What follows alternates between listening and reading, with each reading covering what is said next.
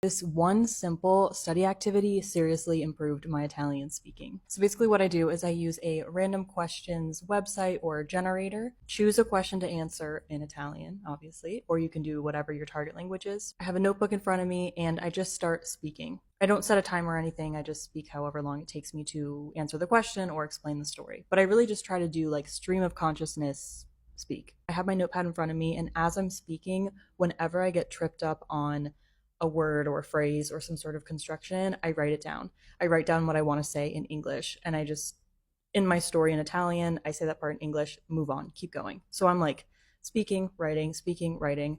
I don't want to stop and look up that word or phrase right now when I'm speaking. I'll do it later. Then, when I'm done, I feel like I've answered the question, told my story. I will go through, and at that point is when I look up how I'm supposed to say these words. And I usually use reverso context to look up. I don't just use Google Translate because it gives me context of like how that word or phrase is actually used, and I think it's a lot more helpful than Google Translate.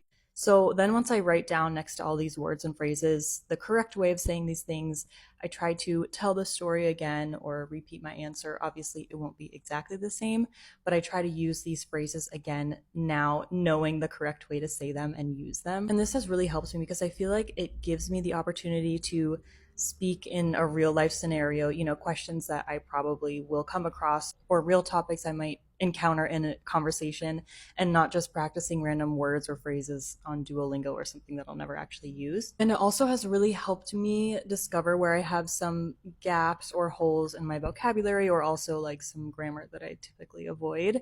And it's also nice because I have these things written down now, right? So when I go back later on, I can review them. So let me know if you want me to make a video showing you how I do this exercise so you get a better idea of how it actually works. And I challenge you to try it for the next week. Try it a few times. All you have to do is look up like random questions generator and let me know if it works for you.